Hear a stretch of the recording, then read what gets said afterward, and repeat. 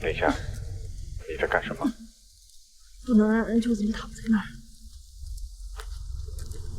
要知道，如果你一路上都要替人收尸的话，你肯定不能及时赶到，而且你也许也会因为过度劳累而更早死掉的。怪不得没人肯给你做补药。哼哼。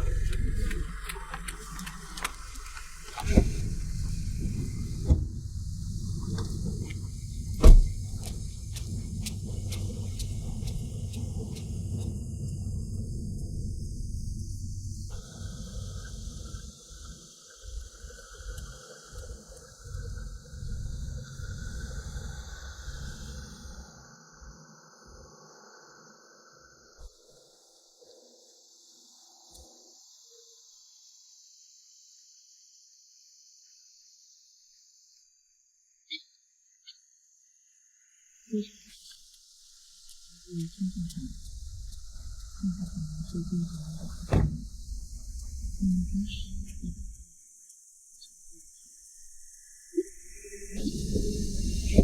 真是正是新一周的第一个工作日。今天我们继续经典回顾，希望我们还来得及把这些经典老歌在最后听一遍。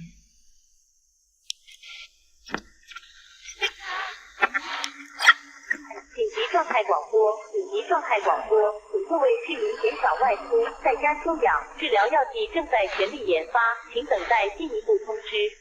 紧急状态广播！紧急状态广播！请各位市民减少外出，在家休养。治疗药剂正在全力研发，请等待进一步通知。紧急状态广播！紧急状态广播！请各位市民减少外出，在家休养。治疗药剂正在全力研发，请等待进一步通知。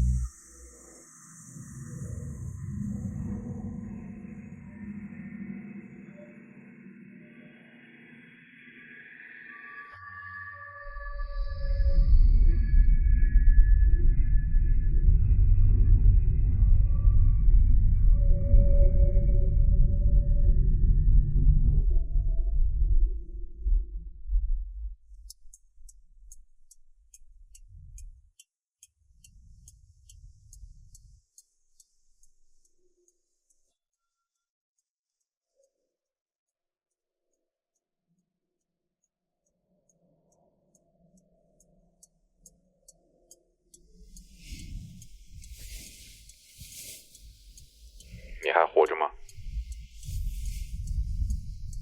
我只是休息一下。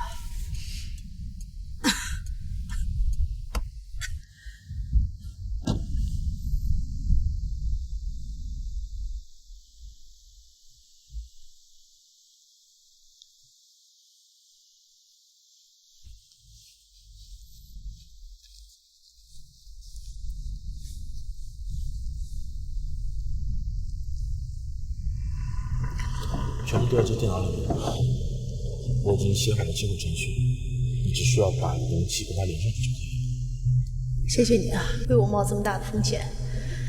要不是我没有权限进主机房，别这么说，你始终是我们组长。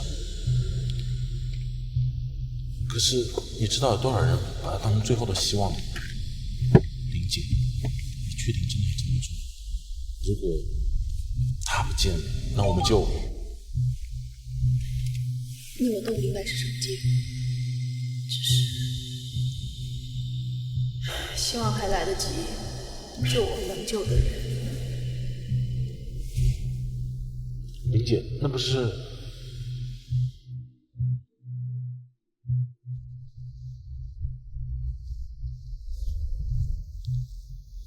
我只是留着备用，以防万一。真的要这样吗？没有别的办法。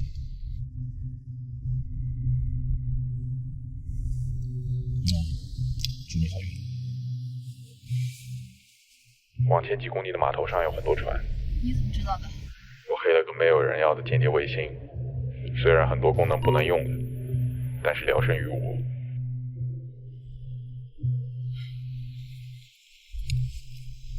拯救世界的最后24个小时，孤独会先杀死我们。你够了。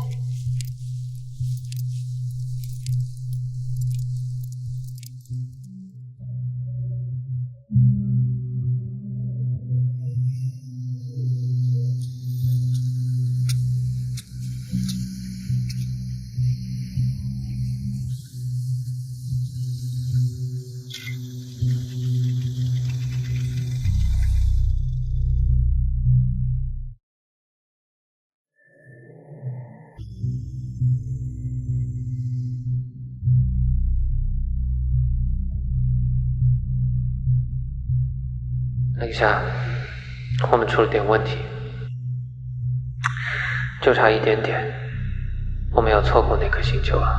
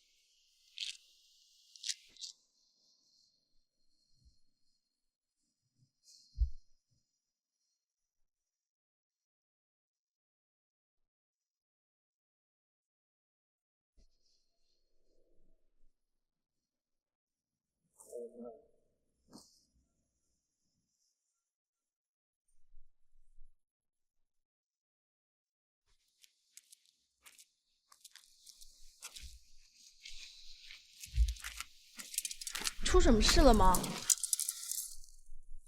这个是从这儿穿过去的吧？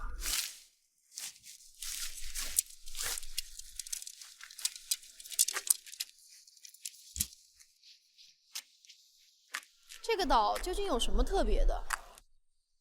你们为什么要选址在这里？因为我们需要一个不会被干扰的地方，与世隔绝才好工作嘛。自从钻井平台那件事情以后啊，每一个前沿科学单位对保密性又开始重视起来了，都怕被骚扰围攻。这样说来，我们还算是幸运的。在事故原因弄清楚之前呢，科学技术这个词恐怕要一直背着黑锅了。但那不是我老师的错，也不是台司的。不过现在说什么都没有用，项目都被封存了。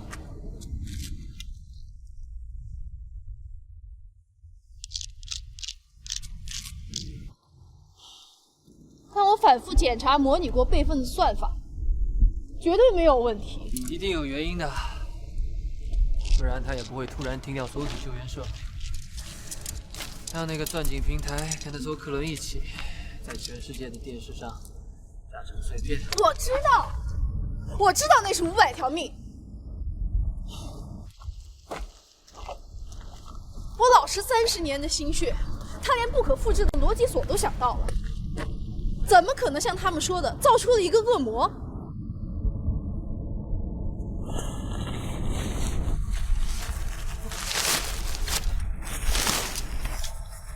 我真希望就是我的错，或者是我老师的，是我团队里面任何一个人的错，但并不是。所有检查结果表明，我们的预算根本没有任何问题。如果你都没有检查出问题，那或许问题并不在 Tess 本身呢。明明想要去救人，可为什么偏偏……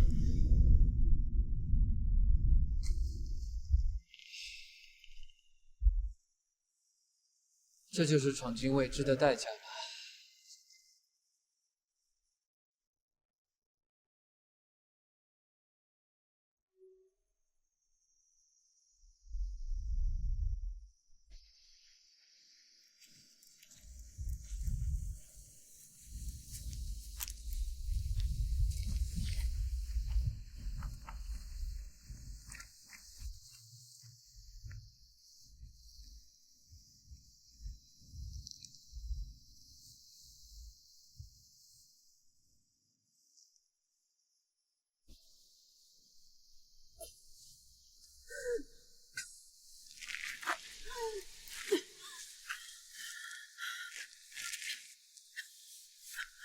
宁夏，时间不多了，你应该抓紧。我知道，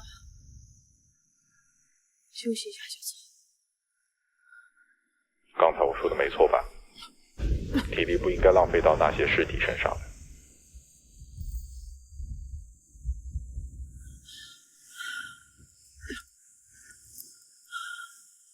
那也不能让他们就这样横在马路中央。死了就是一堆等待分解的物质而已，你收不收尸又有什么区别呢？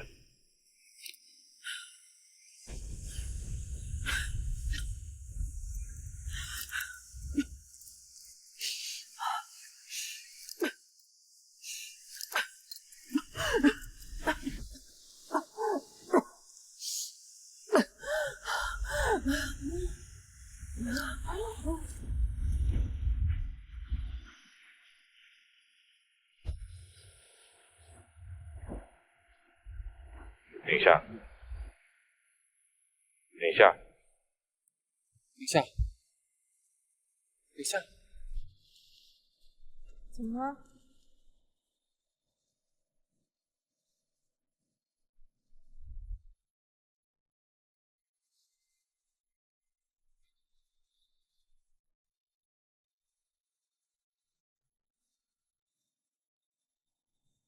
干嘛？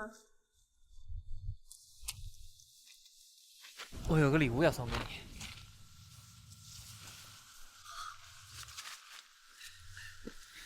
我有个同学啊，在做深空小行星地质研究，他们的探测器带了很多样本回来，我就求他刮了点下来给我。哎，林夏，这个罩子可千万不能弄破了。我同学说，这种矿物质遇到空气会剧烈反应发光的。那你还送给我？我就是觉得很珍贵嘛。这个只会发光，不会爆炸。开玩笑的，小心一点就是，一点都没脑子。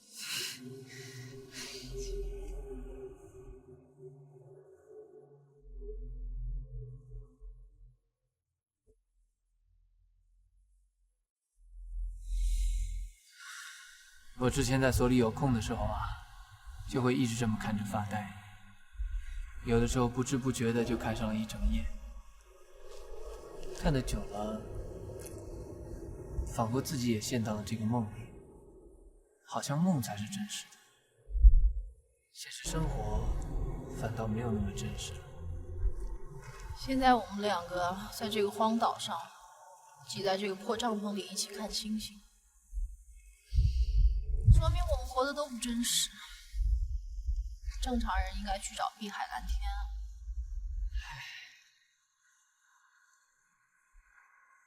我们在一起有6年了吧？一起旅行有这个曙光。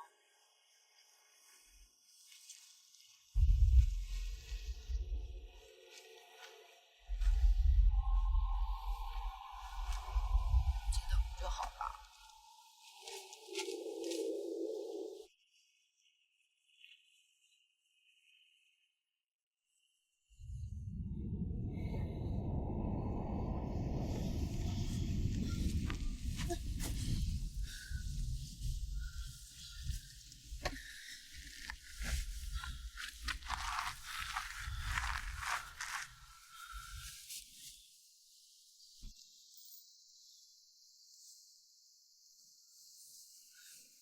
喂，宁夏，你没事吧？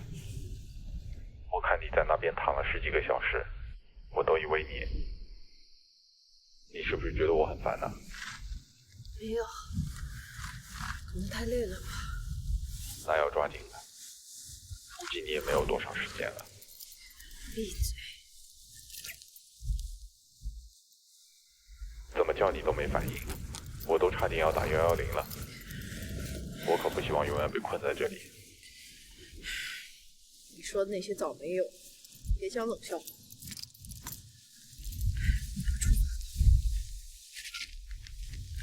那我之前花了10个小时讲我对心理史学的研究结果，你要我重新讲一遍吗？在研究所里，我完整研究过人类史，样本数量越大，结果越有意思。如果说历史上很多事情是注定发生，你会不会觉得我唯心主义？这好像有一点松了。好吧，我用卫星看过去目的地的路了，路已经不通了，你可能要从岛的另一边绕上去了。希望你还来得及。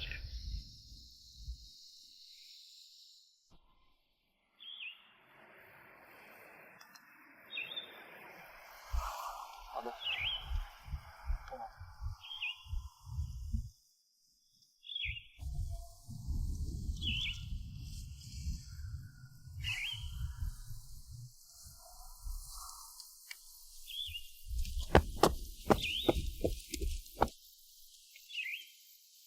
哎，对了，你还没有告诉我，你们到这个荒岛上来搞的这个系统是为了哪个项目啊？又保密啊？好吧。其实我一直在想，你昨天晚上跟我说的话，你是话里有话呀。你说什么了？你放心好了，我不会一蹶不振的。我一定会想办法挖出那次事故的真正原因，不会因为挫折而放弃的，因为这样才能对得起我的老师。啊，这样才是你吧？如果台斯的算法和架构没有问题，而它的结果却出了错，那就是说明之前获取的数据和参数有问题。所以，如果我能够找到是获得的数据本身有问题，那我老师和台斯就都清白了。到了。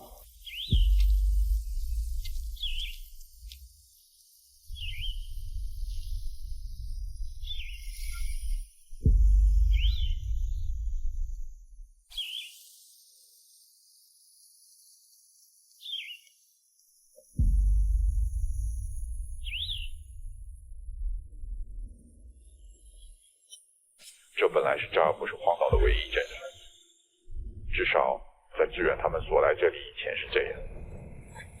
他也说过这样的话。支援？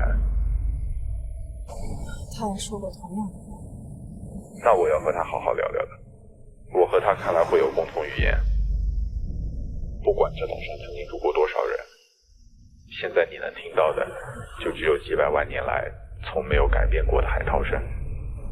一切喧嚣，却又趋于永恒的平静。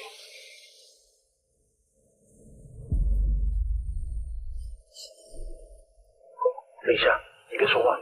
刚才所里来一群黑制服的，他们要征调 F， 我做了几个伪装程序，应该可以拖一下。不管你要做什么，抓紧时间。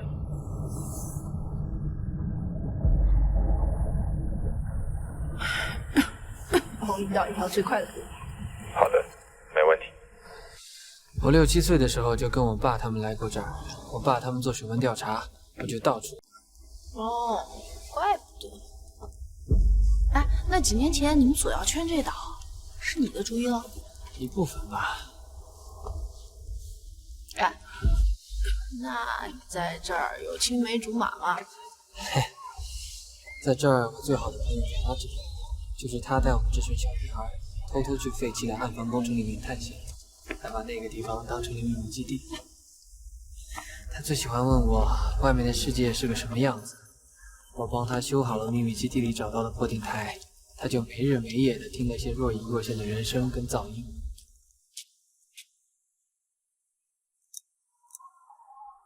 他们为什么不离开这里呢？这个岛实在是太不方便了。这个偏远的岛附近暗礁太多了，要不是我们建基地的时候炸通水路，你想上岛来可就没那么容易了。那为什么还会有这样的村子存在呢？因为暗礁环绕，这里形成了天然的渔场，鱼群进来了不懂得出去，所以根本不愁捕捞。渐渐的，连出去做贸易的人也没有，自给自足的安逸生活像世外桃源一样。为什么还要出去冒险呢？对吧？70几年的时候啊，岛上来了部队，来造暗房工程的。外头来的人，里头的年轻人就坐不住了，年轻人嘛，总喜欢新鲜的事物。工程是没几年就停了，因为改革开放的缘故。部队一撤，村里的年轻人就想一起出去闯闯。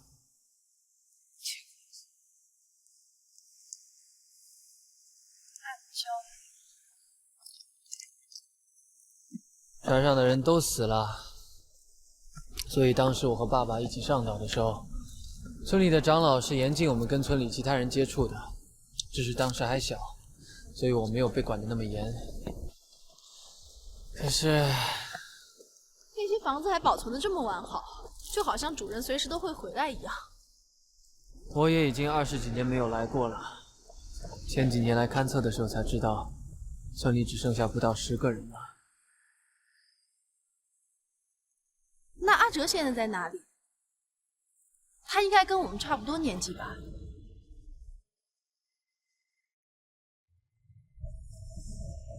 等下，其实我有话对你说。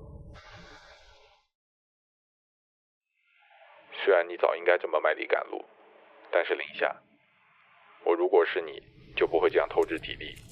如果你死了，对人类一点好处都没有。只是担心研究所。如果你现在垮了，结果和睡死在你家里床上是一样的，来不来这个岛都没有任何区别。我现在没法读取你的身体数据。凯斯，要是你读取我身体的数据，发现我到不到那里的概率要大得多，没有办法拯救一切，那我们就在这里什么也不做，就这样接受一切，是吗？是的。那你和志远一定说不到一块儿去。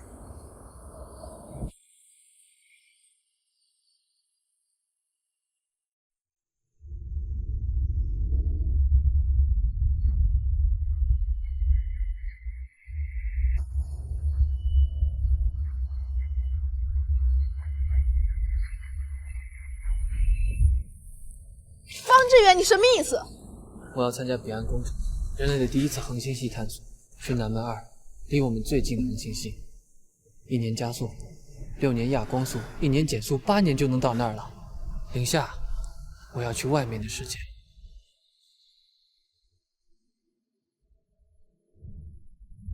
这就是你们现在参与的保密项目。什么外面的世界？那不是外地，不是外国，不是这个小岛，是南门2。准确的来说，我知道它叫什么名字，这不是开玩笑的。我没有开玩笑，我考虑了很久，考虑了很长的时间了。你怎么可以这么自私，背着我做出这样的决定？林夏，你也是搞前沿科学的，你知道我没有办法放弃为人类探索的机会的。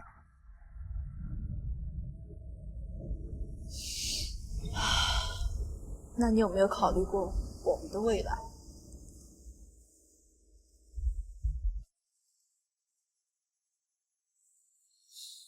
我对你究竟算什么？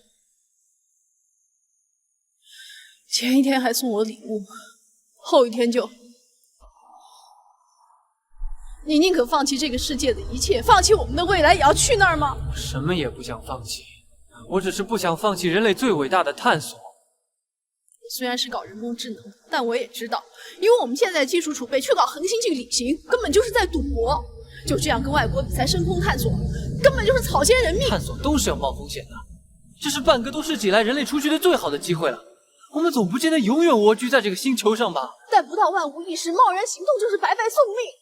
教训还不够吗？如果你不走出那一步，是永远不会知道结果的，永远都在原地踏步。那个钻井平台，还有游轮上的500条人命，不就证明了 TESS 是个失败品吗？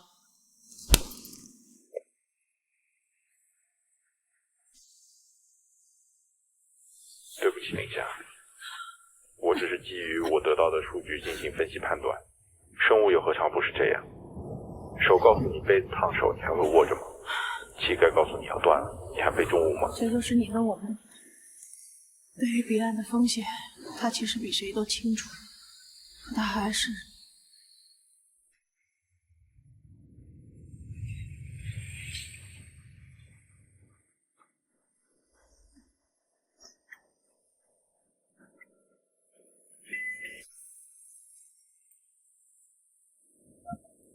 喂？等一下，他们去找你了。什么？谁？赶紧把手机回掉。喂？等一下，他们有枪。喂？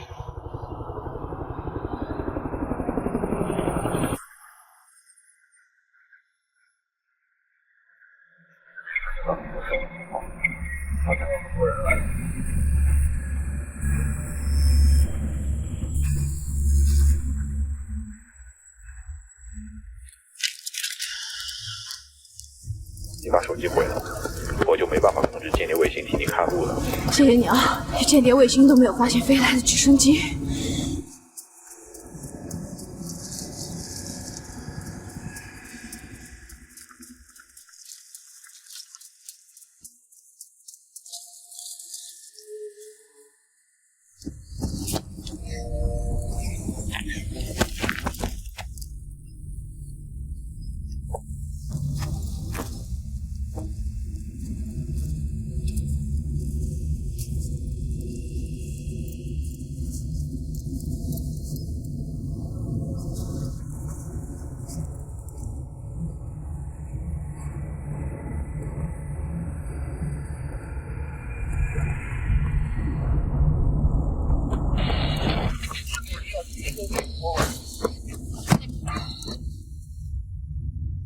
那边。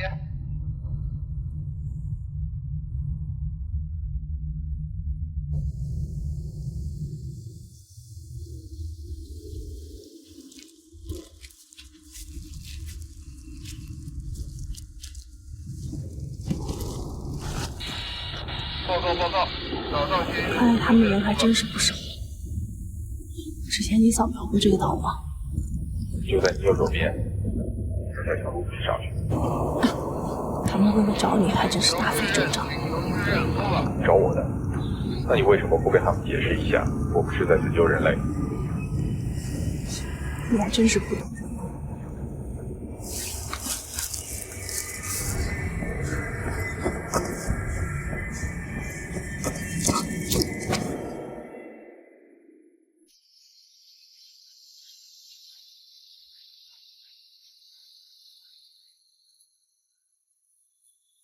才那一巴掌不仅仅是为台词，也是为你根本就没有好好考虑过我们俩的关系。既然你要去，就在你未来。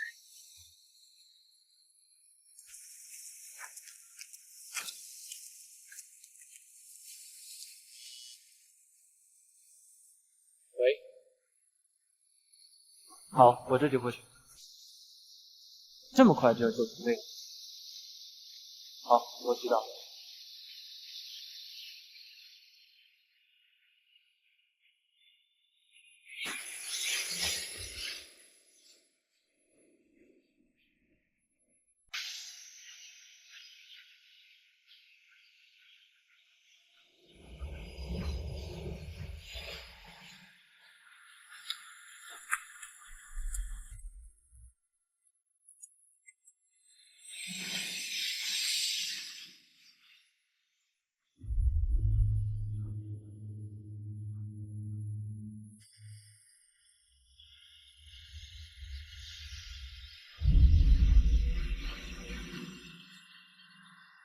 欢迎收看《彼岸工程启航日》直播特别节目。大家好，1999年10月，我们首次发现半人马座阿尔法存在行星系统，各国纷纷开始系外移居行星探索行动。2012年，中国宣布彼岸计划。8年后的今天，在各领域专家的不懈努力下，神舟20飞船终于带着1835位探险家和开拓者，以及数以万计的人类胚胎，踏上中国人最漫长的旅途。让我们在这里祝他们一路平安。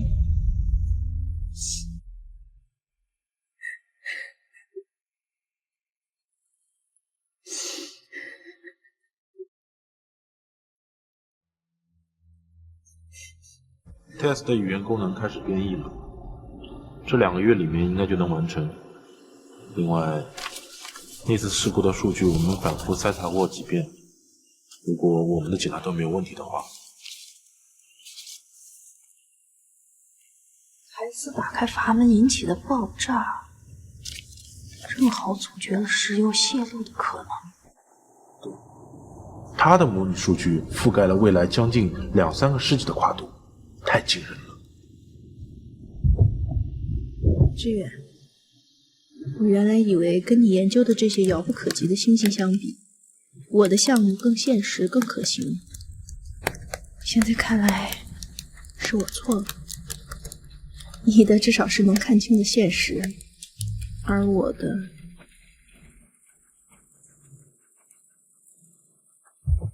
过去老师和我一直想创造一个像人一样有感情，但是又有着高速计算能力和准确存储能力的人工智能来帮助这个世界。但是现在我发现，我们创造的似乎远远超出了这些，现在变成我们要去学着认识它。有时候我看着台词的逻辑架构，就像看着黑色的夜空一样，深不见底，触不可及。不管你看还是不看，他们始终都在那里，不会因为你不看，他们就停止闪耀。我们必须要抓紧一切机会，抓紧所有的时间，不断的探索跟前进，不管是在哪个领域，我的还是你的。但我不想有人因此白白送命，我们背负不起。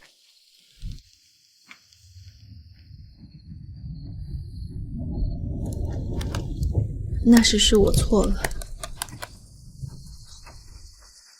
我们背负不起它，是对黑暗前路的无视。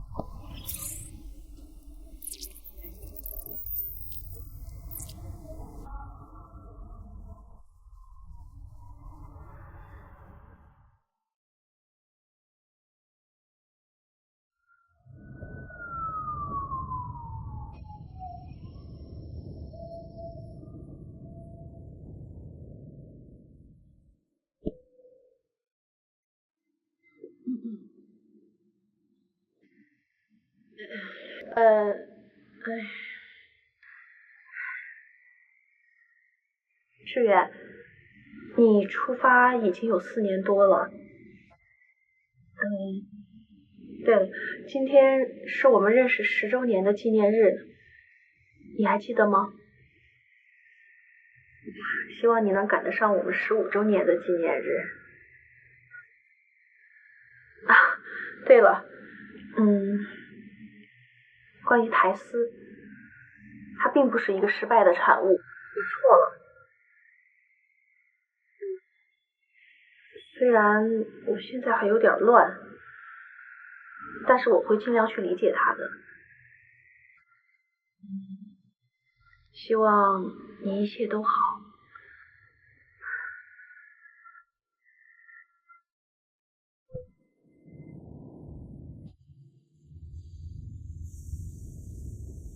就是今天的国际要闻。接下来，来自宇航局的最新消息：目前，神舟飞船已经进入全员休眠状态。在此期间，由船上电脑接管操作，随意应对任何突发状况。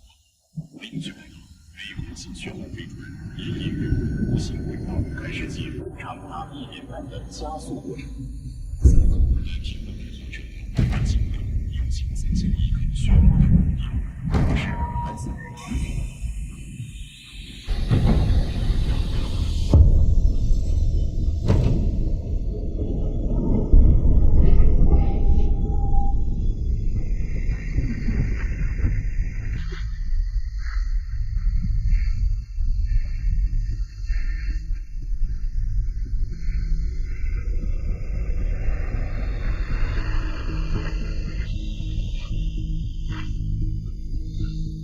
专家们正在研究全球极光现象的成因。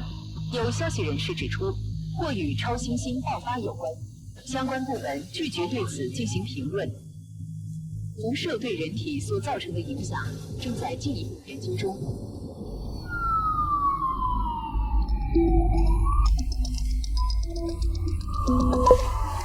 喂，林夏，他们要重新启动 test 了。他们是要用台斯进行药物模拟计算吗？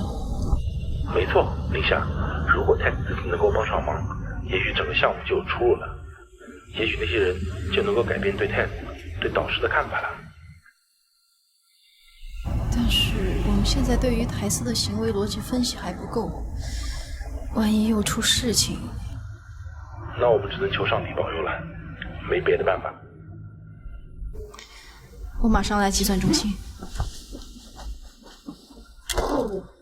错，恢复都是暂时的。实验对象接受注射后好转只能持续几个小时，人就立刻不行，这药根本没有用，反而会加速人的速度。姐，这箱子我一起带走了。有关部门你们单位清洗完以后一定要销毁。啊，知道了。人类不会因此灭绝。几年前造成重大事故的 TESS 被重启进行药物模拟计算，引发大规模抗议。TESS 项目的创始人正是在几年前的事故受害者家属抗议中被袭身亡。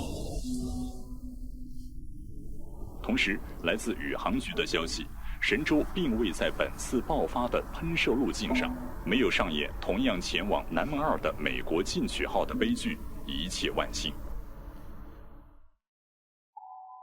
专家表示，这颗红巨星并不存在爆发风险，它自身并不具备超新星爆发的条件。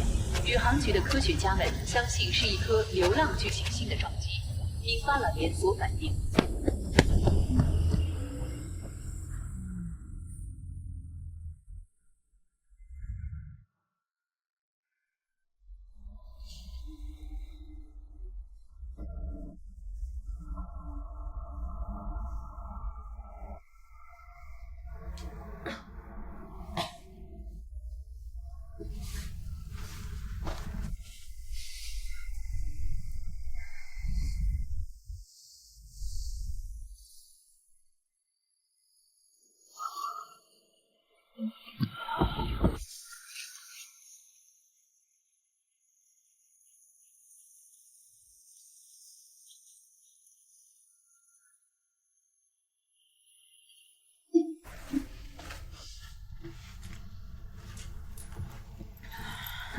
姐，你怎么还不起来啊？姐姐，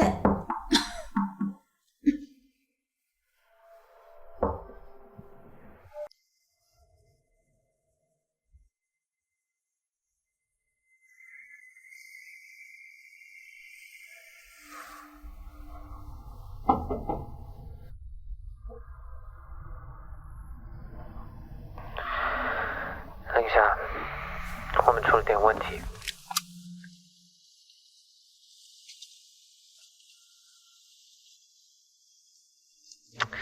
就差一点点，我们要错过那颗星球了。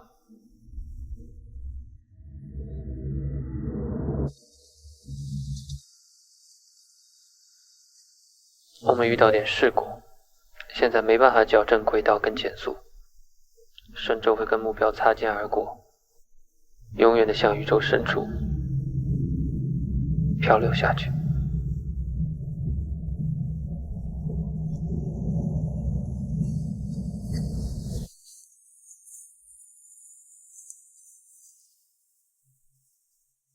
我只想再看看你和这个世界。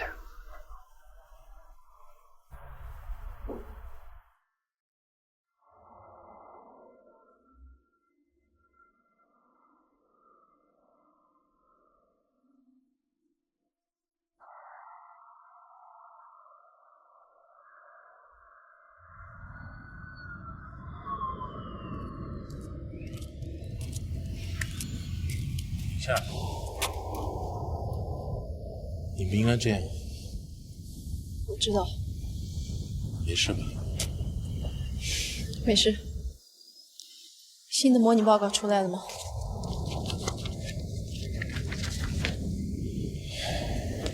还是跟之前报告一样，没有一个有效的。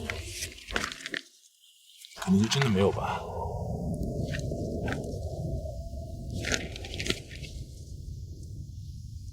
你看，那些之前抗议台词的人们，现在跪在大楼门口，真是讽刺。他们只是想要活下去，这是他们唯一看得到的希望。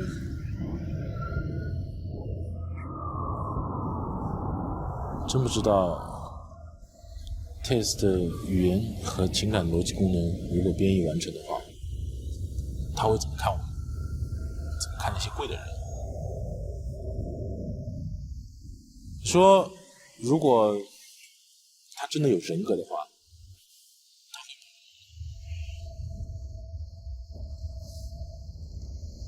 很快就会知道。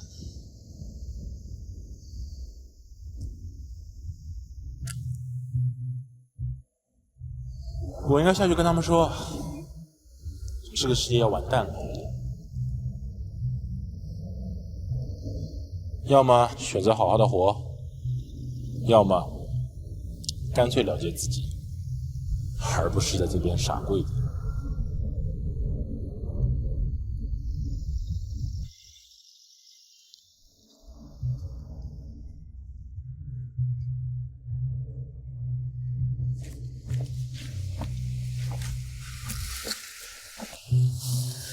泰斯，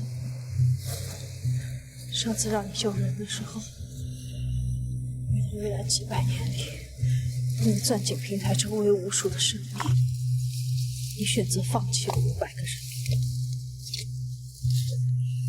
而现在我要做的，却是无论如何也要放弃这地球上剩下的10亿人。我说过很多次了，我只能基于数据进行判断，不能理解你们生物情绪产生的纠结。从我分析的所有历史数据来看，这个宇宙对于你们这些情感生物来说太残酷了，也许你们本来就延续不了多久。但是，即使很多时候表现出了愚蠢的仁慈和短视，人类文明却总是能度过一个个危机，存续下来。这不符合我的逻辑。但是我这一路都在分析，可能就是因为你们之中总有人抱有希望和愿意牺牲。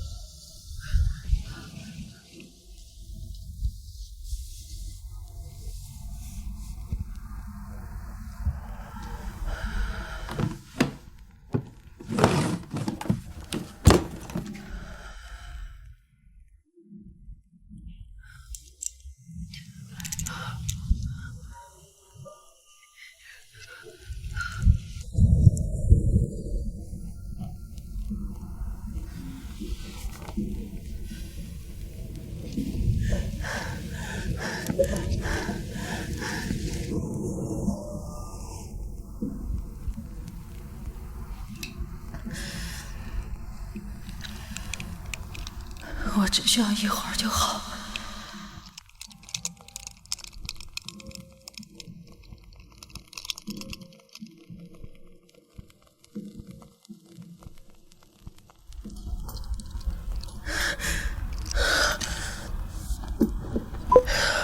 喂，你好，林夏。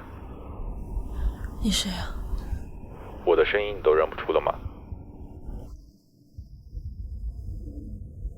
凯斯，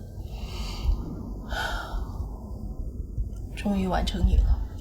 听你的语气，似乎并不高兴。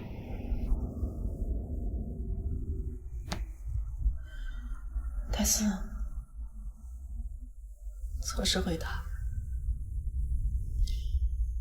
既然所有的人都会在1年之内死去，那我们现在活着的意义是什么？宁夏，测试回答。人的一生不过100年，1年和100年都只是宇宙一瞬，人生又有什么意义？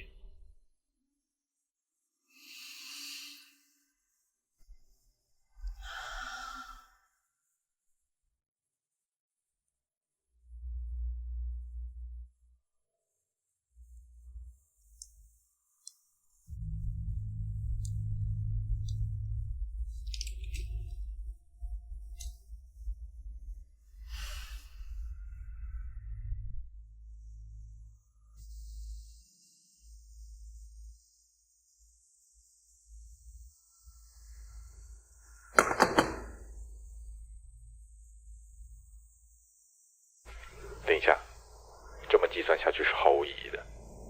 我早已经跑完了所有的可能性模拟 ，DNA 的损坏是不可逆的，没有修复的可能。人类的存续时间不会超过8个月。你们不相信，也不会改变任何结果。很抱歉。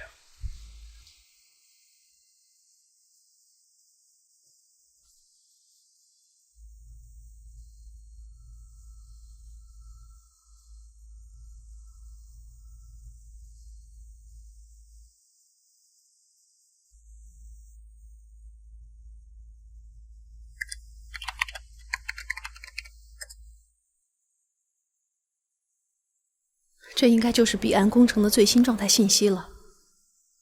泰斯，按我刚才输入的信息，重新进行一次存续概率模拟。目标存在有效方案。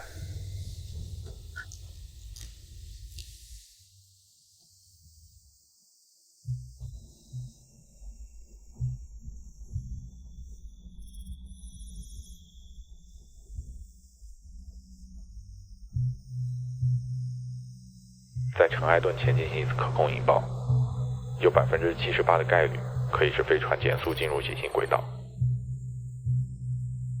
你是说他们仍然可能成功减速？数学上可以这么说，可以利用剩下唯一的外部动力舱室。只要能在飞船上根据实际传感器数据重写控制代码，设计出运动方程，然后精确执行。但这不可能啊！谁来完成这么复杂的操作？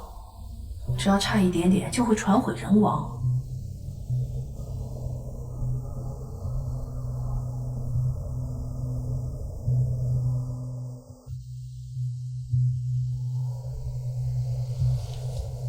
那现在的问题就是找个容器把你给带出去了。什么？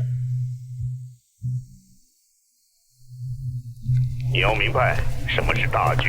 神州上那些人能跟地球上10几亿人相提并论吗？要是你老师设计的时候没按什么逻辑走，你尽管复制一个去试，但是他没有。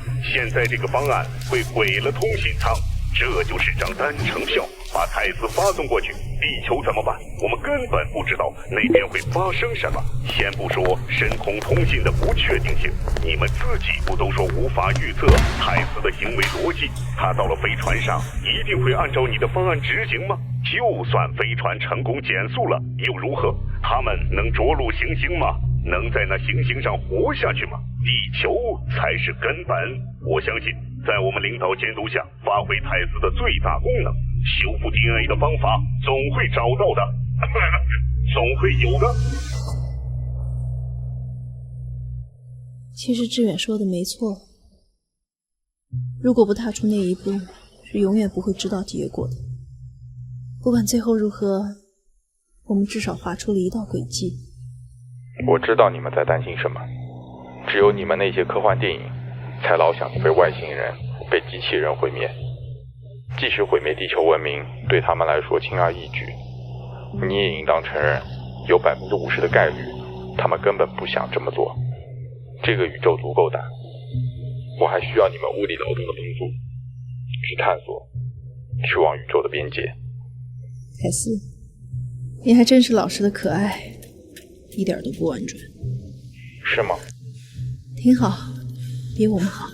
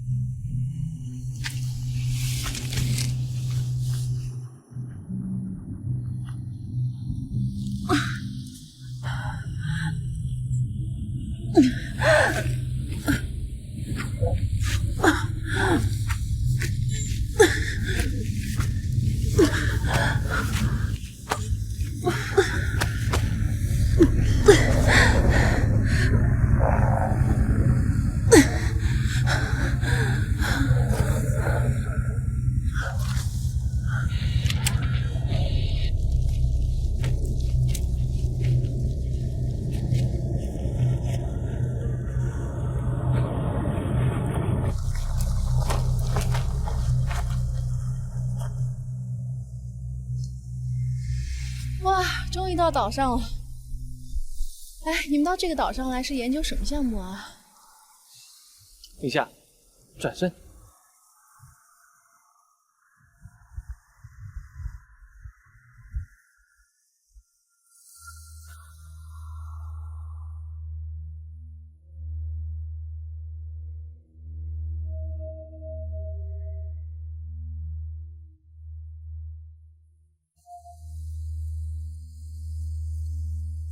我们在这个岛上啊，做引力波高维通信系统，它的信息传递延迟比其他技术可要短很多呢。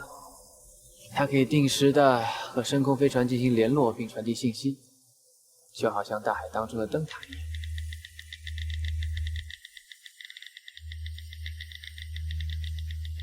你在干嘛呢？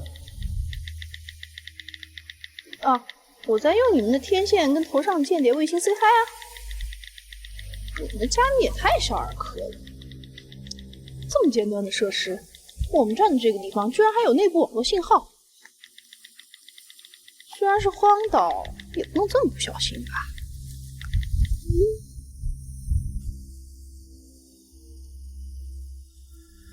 你故意的吧？想干嘛？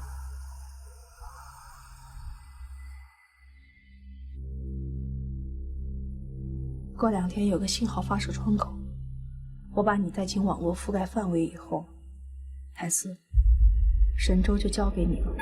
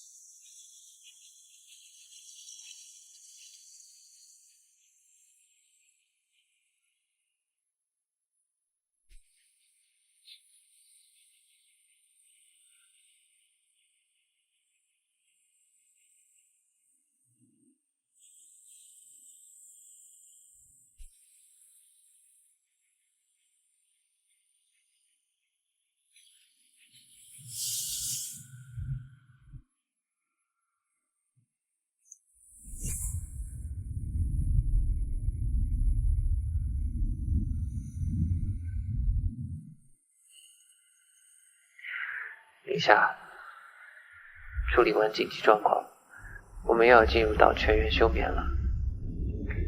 不知道为什么，很长时间没有接收到地球的消息了，但是我还有很多话想对你说。希望你还能记得我们那个时候一起去的那个岛，记得那个天线。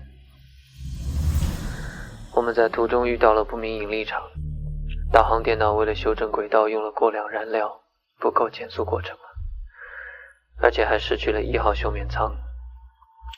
你那时说的没错，深空旅行容不得一丝差错。醒着的这段时间，我一直看着舱外陌生的星空，想你那时对我说的话，想象着如果我留下，我们正常的生活。但最后我不后悔，能够飞去宇宙深处，不管是要花8年还是80年，我都在所不惜，即便是现在依然如此。跟你说话的每一秒都意味着我们离地球更远一步，而每走一步，我们都让人类离外面的世界更近，每一步都弥足珍贵。最后一次离开15寸的时候，阿哲在岸上一直望着我们的船开走，然后他就突然跳进海里，拼命地往我们这边游。我眼睁睁地看着他被海浪越推越远。我以前一直不明白他为什么要那么做，为什么要那样冒险，直到我第一次听到彼岸工程，我才明白为什么要不顾一切。我作为4光年之外的生命来到这里，即使会和目标擦肩而过，但是能看到这里永恒寂静的星空，一切就有了意义，对吗，林夏？